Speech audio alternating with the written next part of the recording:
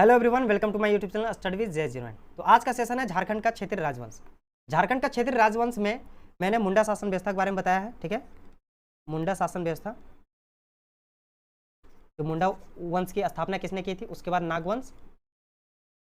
ये दो क्लास मैंने पहले ही बता दिया है। ठीक है, अगर आप ये दोनों क्लास नहीं देखे हैं तो जाके देख लीजिएगा, डिस्क्रिप्शन बॉक्स पे इसका लिंक दे दिया जाएगा। ठीक है, ये दोनों आप देख लीजिए। उसके बाद इसी क्लास को आज हम लोग आगे बढ़ाते हुए आगे पढ़ेंगे कि झारखंड में 8वीं और 10वीं शताब्दी के टाइम पे किन किन राजाओं ने शासन किया। उसके बाद वो बताने के बाद बताएंगे रक्सेल वंश, उसके बाद सिंह वंश। ठीक है, चलिए चलते हैं क्लास की ओर। 8वीं 10वीं सदी में झारखंड, ठीक है, 8वीं और 10वीं सदी में झारखंड में किन किन राजाओं का शासन रहा है, उनके क्या प्रभाव देखे जाते हैं, उनके द्वारा कुछ बनाए गए मंदिर या फिर उनके कुछ अभिलेख मिलते हैं जिन्हें उन्हीं के कारण से पता चलता है कि उस टाइम पे ये राजा जो है पाल, प्रतिहार, राजपूत, इनके कुछ प्रभाव थे। ठीक है, तो चलिए, इसी समय में पाल, प्रतिहार और राजपूत ये इनके मध्य जो है युद्ध आम थी। मतलब पाल, प्रतिहार और राजपूत ये तीनों राजाओं के बीच में था, उस समय बहुत ज़्यादा युद्ध होता था। मतलब कभी भी युद्ध हो जाता था, इसीलिए ये इनके बीच में आम युद्ध जो था आम था। और जिनमें से झारखंड का उपयोग इन तीनों शक्तियों ने किया है। ठीक है, इन तीनों शक्तियों ने झारखंड का उपयोग अच्छे तरीके से किए हैं, जिनके कारण इनका प्रभाव जो है स्पष्ट परिलक्षित होता है। ठीक है, इनका प्रभाव जो है झारखंड में देखने को मिलता है, क्योंकि इन राजाओं ने कहीं पे मंदिर का निर्माण करवाया है या फिर इनके द्वारा लिखे गए अभिलेख प्राप्त हुए हैं। तो इनसे पता चलता है कि ये तीनों राजाएं जो है वो झारखंड का उपयोग अच्छे तरह से किए हैं। इसी समय अवधि में नागवंशी शासक गजघंट राय का उल्लेख महत्वपूर्ण माना जाता है। ठीक है, जब पाल, प्रतिहार और राष्ट्रकूट का प्रभाव था झारखंड में, तो इसी समय नागवंशी शासक कौन है, तो गजघंट राय का उल्लेख महत्वपूर्ण मिलता है। अब ये गजघंट राय का उल्लेख महत्वपूर्ण क्यों मिलता है, तो गजघंट राय ने 908 ईस्वी में हापा मुनि, जो कि गुमला में है, हापा मुनि कहाँ है, गुमला में, हापा मुनि एक स्थान है और ये गुमला में, वहां पर माया मंदिर का जो है, महामाया मंदिर का इन्होंने निर्माण करवाया था। ठीक है, गजघंट राय जो है 908 ईस्वी में हापा मुनि गुमला में है और वहां पर महामाया मंदिर का निर्माण करवाया था, और जो कि काली मंदिर है।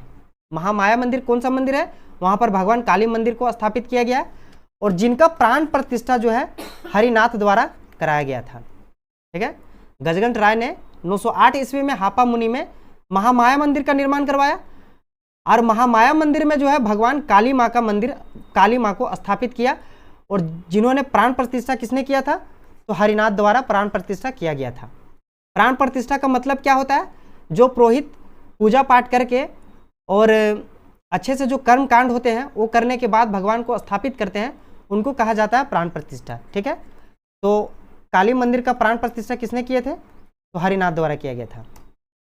लेकिन 1401 ईस्वी नागवंशी शासक शिवदास कर्ण ने पुनः प्राण प्रतिष्ठा सियानाथ देव से करवाया। ठीक है, 1401 ईस्वी में उसी मंदिर को परिवर्तित करके नागवंशी शासक जो थे शिवदास कर्ण, उन्होंने प्राण प्रतिष्ठा करवाकर वहां पर भगवान विष्णु की मूर्ति प्रतिस्थापित किया। ठीक है, काली मंदिर के स्थान पर किसका मूर्ति लगवाया, भगवान विष्णु का।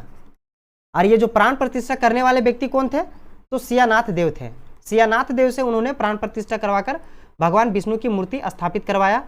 और इसी समय अवधि में गुमला के जसपुर के राजा राम सिंह द्वारा तांगीनाथ मंदिर का निर्माण करवाया गया था। ठीक है, और इसी समय अवधि में जब नागवंशी शासक शिवदास कर्ण थे, तो उसी समय अवधि में गुमला में जसपुर के राजा कौन थे, तो राम सिंह थे।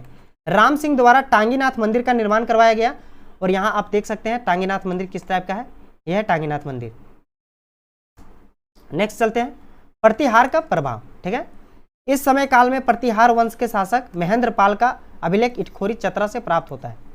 ठीक है, इसी समय काल में जो प्रतिहार वंश का प्रभाव था, उनका प्रभाव देखे जाते हैं। तो उनका प्रभाव कैसे पता चलता है, तो महेंद्र पाल का अभिलेख जो है चतरा से मिलता है। इटखोरी कहाँ है, तो इटखोरी चतरा में, चतरा से प्राप्त होता है। और यहाँ पे आप इमेज में देख सकते हैं अभिलेख किस प्रकार के होता है। अभिलेख जो होता है वो बहुत कठोर चट्टान या फिर उसमें जो है खुरद कर लिखा जाता है। ठीक है, जिससे पता चलता है कि किस राजा का है। वो अपने राजा जो होते हैं जो लिखवाते हैं, वो अपना नाम भी लिखवाते हैं, और जिन्हें पढ़ा जा सकता है उसी से पता चलता है कि किस राजा ने लिखवाया है। ठीक है, और प्रतिहार वंश का ये 7वां शासक थे, और इससे पता चलता है कि यहाँ प्रतिहारों का भी प्रभाव था।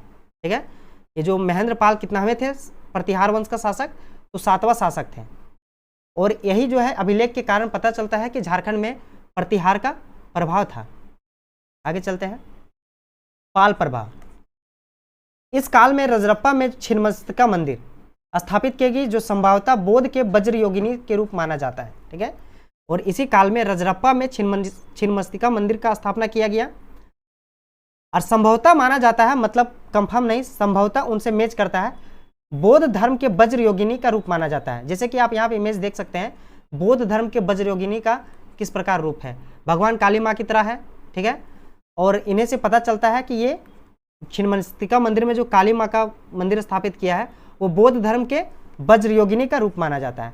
यहाँ पे देखिए कि छिन्नमस्तिका मंदिर में वज्र योगिनी के रूप कैसे पता चलता है। तो यहाँ पे देखिए काली माँ भगवान है और इस टाइप का मंदिर है रजरप्पा मंदिर में। ठीक है, तो यहाँ पे आप देख सकते हैं कि सेम उसी तरह लगते हैं देखने में। तो इसी से पता चलता है कि यहाँ पर पाल के प्रभाव भी रहे हैं। ठीक है, पाल वंश के प्रभाव रहे हैं झारखंड में। नेक्स्ट चलते हैं, पलामू का रक्सेल वंश। अब पलामू का रक्सेल वंश जानेंगे। पलामू का रक्सेल वंश की स्थापना इसी समय काल में हुआ था।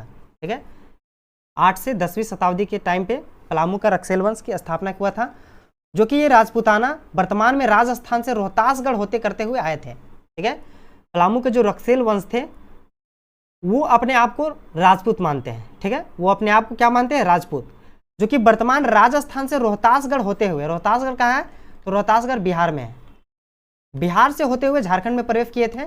लेकिन झारखंड पहुंचने के बाद ये 2 शाखाओं में बट गए। ठीक है, रक्सेल वंश जो है अपने आप को क्या मानते हैं, राजपूत मानते हैं। और ये कहाँ से आए थे, वर्तमान में जो राजस्थान है वहां से आए थे और रोहतासगढ़ होते हुए झारखंड में प्रवेश किए थे। और झारखंड में जैसे ही पहुंचते हैं तो ये 2 शाखाओं में बढ़ जाते हैं। 2 शाखाओं, प्रथम शाखा जो है हरिहरगंज और महाराजगंज। ठीक है, हरिहरगंज और महाराजगंज होते हुए देवगन, जो कि वर्तमान में पलामू और औरंगाबाद की सीमा बनाते हैं। ठीक है, देवगन कहाँ है, तो पलामू और औरंगाबाद की सीमा में बसा हुआ है। वहीं पर जाके प्रथम शाखा जो है रक्सेल वंश की, वहां पे जाकर बस जाते हैं। दूसरी शाखा चतरा और पाकी होते हुए कुंडेलवा में जाकर बस जाते हैं, जो कि वर्तमान में पलामू में ही है। ठीक है, दोनों जो है पलामू में ही बसते हैं, लेकिन अलग अलग शाखाओं में जाकर बस जाते हैं। पहला शाखा फिर से बताते हैं, हरिहरगंज और महाराजगंज होते हुए देवगन में जाके बसते हैं, जो कि वर्तमान में कहाँ है, पलामू और औरंगाबाद की सीमा बनाते हैं। दूसरा कहाँ है, तो दूसरा चतरा और पाकी होते हुए कुंडेलवा में जाके बस जाते हैं। और कुंडेलवा कहाँ है, तो कुंडेलवा भी पलामू में है। तो 11वीं शताब्दी में इसी नागवंशी शासक भीमकर्ण से बरवा का युद्ध होता है। ठीक है, बरवा का युद्ध होता है 11वीं शताब्दी नागवंशी शासक से, और नागवंशी शासक भीमकर्ण जो है इस युद्ध में विजय हो जाते हैं। और आगे चलकर 16वीं शताब्दी में चेरों द्वारा इन्हें अपदस्थ किया जाता है, मतलब चेरो शासक द्वारा इन्हें हराया जाता है। ठीक है, तो इस वीडियो में जो है रक्सेल वंश के बारे में इतना ही बताया जाएगा, क्योंकि हम लोग पढ़ रहे हैं 8वीं से 10वीं शताब्दी में। 8वीं से 10वीं शताब्दी में रक्सेल वंश की स्थापना हो जाता है, इसीलिए हम लोग इसके बारे में थोड़ा सा जिक्र किए। अब इससे जो है आगे पढ़ेंगे 10वीं से 11वीं शताब्दी में रक्सेल वंश के क्या क्या शासन में रहे हैं उनके बारे में पढ़ेंगे। ठीक है, तो आगे चलते हैं। सिंह वंश के पहली शाखा की स्थापना। ठीक है, 8वीं से 10वीं शताब्दी में ही सिंह वंश की पहली शाखा की स्थापना हो जाता है, इसलिए इसमें बताया जाएगा। ठीक है, तो सिंह वंश की जानकारी देने वाले ग्रंथ वंश परवा के लेखन से पता चलता है कि सिंह वंश की पहली शाखा की स्थापना करने वाले काशीनाथ सिंह 693 ईस्वी में सिंहभूम पहुंचे और 8वीं शताब्दी में पोरहाट राज्य जो कि सिंह वंश है वहां पर इन्होंने स्थापना किया। ठीक है, सिंह वंश की पहली स्थापना जो है 8वीं शताब्दी में ही हो जाता है। और ये कौन करते हैं, तो ये करते हैं काशीनाथ सिंह 693 ईस्वी में करते हैं।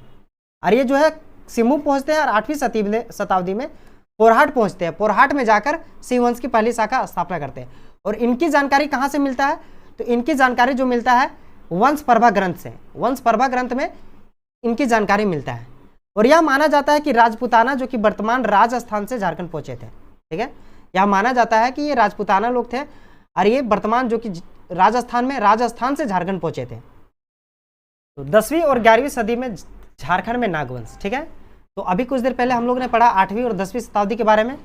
8वीं और 10वीं शताब्दी में किन किन राजाओं ने शासन किया है, नागवंशी शासक, और किन के प्रभाव परिलक्षित होते हैं झारखंड में। ठीक है, तो अब पढ़ेंगे 10वीं और 11वीं शताब्दी में झारखंड के नागवंश में किन किन राजाओं ने शासन किया, किनके किनके शासन है। तो इसी समय में श्रीपति राय, जोगिंदर राय, निपेंद्र राय और गंधर्व राय, ठीक है, गंधर्व राय भीमकर्ण शासक हुए थे। परंतु इनमें से गंधर्व राय और भीमकर्ण का उल्लेख नहीं है, ठीक है, गंधर्व राय और भीमकर्ण का ही उल्लेख है। इतने राजाओं ने शासन किया, लेकिन मात्र 2 व्यक्ति का जो है नाम उल्लेख होता है। कौन कौन? गंधर्व राय और भीमकर्ण। गंधर्व राय जो है वो कलचुरी वंश के लक्ष्मीकर्ण के बीच मैत्रीपूर्ण संबंध होने के कारण गंधर्व राय जो है उन्हीं से प्रेरित होकर अपना पुत्र का नाम भीम राय ना रखकर भीमकर्ण रख दिया, ठीक है। गंधर्व राय जो है वो कलचुरी वंश के लक्ष्मीकर्ण के बीच मैत्रीपूर्ण संबंध था, मतलब अच्छी दोस्ती थी उनके बीच में। उनसे जो है प्रभावित होकर उन्होंने अपना पुत्र का नाम भीम राय ना रखकर राय के जगह पे भीमकर्ण रख दिया। और जो भीमकर्ण जो है ये पहला प्रतापी शासक है जिन्होंने अपना टाइटल राय ना रखकर कर्ण रखा है, ठीक है। ये एग्जाम में क्वेश्चन बन सकता है कि वैसे कौन से शासक है जिन्होंने अपनी टाइटल जो है राय ना रखकर कर्ण रखा था, तो वो है भीमकर्ण, और वो एक नागवंशी शासक थे। चलिए आगे चलते हैं। भीमकर्ण 1095 ईस्वी से लेकर 1184 ईस्वी तक इसका शासन रहा है झारखंड में, ठीक है। भीमकर्ण का शासनकाल कितना रहा है? 1095 ईस्वी से लेकर 1184 ईस्वी तक इनका शासन रहा है। भीमकर्ण एक प्रथम प्रतापी शासक था नागवंश का, जिन्होंने राय के स्थान पर अपनी उपाधि जो है कर्ण की उपाधि धारण की, और कर्ण की उपाधि कलचुरी वंश की राजवंश लक्ष्मीकर्ण से प्रभावित था, ठीक है। कलचुरी वंश की राजवंश कौन थी? लक्ष्मीकर्ण, उनसे प्रभावित था कर्ण की उपाधि। भीमकर्ण के शासन काल में सरगुजा के रक्सेल राजा ने 12,000 घुड़सवारों तथा विशाल पैदल सेना के साथ नागवंशी राज्य पर आक्रमण कर दिया, जिसके कारण उसे बरवा के लड़ाई के नाम से जाना जाता है, ठीक है। भीमकर्ण के शासन काल में सरगुजा के रक्सेल राजा कौन थे? तो सरगुजा के रक्सेल राजा ने 12,000 घुड़सवारों के साथ और विशाल पैदल सेना के साथ नागवंशी शासक पर आक्रमण कर दिया, जिसे बरवा की लड़ाई के नाम से जाना जाता है। और इस बरवा की लड़ाई में जो है भीमकर्ण जो है इस लड़ाई में जीत जाते हैं। भीमकर्ण सरगुजा के हैयक वंशी रक्सेल राजा को बरवा की लड़ाई में पराजित कर देता है, ठीक है। भीमकर्ण और हैयक वंशी रक्सेल राजा के बीच में युद्ध होता है, जिसको बरवा की लड़ाई के नाम पे जाना जाता है, और इसमें भीमकर्ण जो है इस युद्ध में जीत जाते हैं, ठीक है। इस युद्ध में कौन जीतते हैं? भीमकर्ण जीतते हैं। और भीमकर्ण जो है रक्सेलों को लूटते हैं, और बरवा तथा पलामू जो कि टोरी वर्तमान में लातेहार में स्थित है, ठीक है। रक्सेलों को लूटते हैं जीतने के बाद, और बरवा तथा पलामू के टोरी कहाँ है? तो लातेहार जिले में स्थित है, उन पर कब्जा कर लेते हैं। और कब्जा करने के बाद इस लड़ाई में भीमकर्ण को वासुदेव की एक मूर्ति प्राप्त होता है, ठीक है। इसी लड़ाई में वासुदेव की मूर्ति प्राप्त होता है, किनको? भीमकर्ण को। और वो मूर्ति प्राप्त होने के बाद इस लड़ाई में विजय होने के बाद नागवंशियों राजा गढ़वाल राज्य की सीमा तक विस्तृत हो जाता है, ठीक है। जब वो बरवा की लड़ाई जीत जाते हैं, हैयक वंशी रक्सेल राज से जब लड़ते हैं और वो बरवा की लड़ाई जीत जाते हैं, तो जीतने के बाद क्या करते हैं? उनकी सीमा जो है नागवंशी राज्य का सीमा गढ़वाल तक फैल जाता है, गढ़वाल राज्य तक। और भीमकर्ण ने भीम सागर का निर्माण करवाते हैं वहाँ पर, और जीतने के बाद भीमकर्ण जो है एक भीम सागर का निर्माण करवाते हैं। उसके बाद नागवंशी राज्य की राजधानी चूटिया बंगाल पर आक्रमण करने वाले तुर्क आक्रमणकारियों के मार्ग अत्यंत निकट थे, जिस कारण नागवंशी राज्य पर मुस्लिम आक्रमण से बचने हेतु भीमकर्ण द्वारा 1122 ईस्वी में अपनी राजधानी चूटिया से खुखरा हस्तांतरित कर लेता है, ठीक है। नागवंशी राज्य की राजधानी क्या हो जाता है? चूटिया से खुखरा कर दिया जाता है। क्यों कर दिया जाता है? क्योंकि बंगाल पर आक्रमणकारी करने वाले तुर्क आक्रमणकारी का मार्ग जो है अत्यंत निकट रहता है, ठीक है। अत्यंत निकट होने के कारण, चूटिया के निकट होने के कारण वे जो है अपना स्थान जो है अपनी राजधानी चेंज कर देता है, चूटिया से खुखरा कर देते हैं, ठीक है।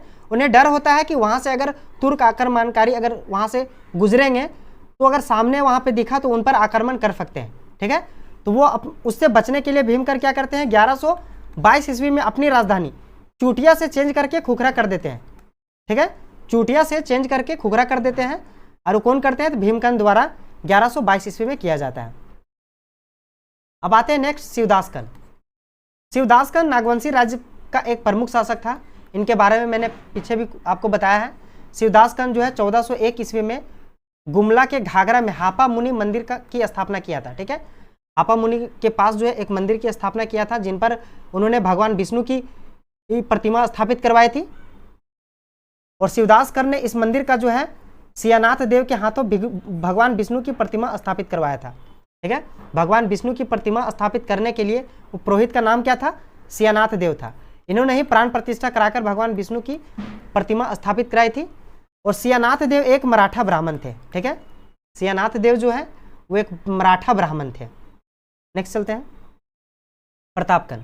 प्रतापगण का शासनकाल जो है 1451 से लेकर 1469 ईस्वी तक रहा है। ठीक है, इस समय सल्तनत काल के लोधी वंश के समकालीन नागवंशी राजा प्रतापगण, छत्रगण एवं विराटगण थे। ठीक है, जब प्रतापगण का शासन था 1451 से लेकर 1469 तक, इस समय सल्तनत काल के जो है लोधी वंश के समकालीन थे। और लोधी वंश के समकालीन झारखंड के कौन कौन राजा थे? नागवंशी राजा प्रतापगण थे, छत्रगण थे और विराटगण। प्रतापगण के समय जो है नागवंशी राज्य का घटवार राजाओं के विद्रोह से तरफ था। ठीक है, जब प्रतापगण नागवंशी राजा थे तो उस समय नागवंशी राज्य पर घटवार राजाओं का विद्रोह से तरफ था।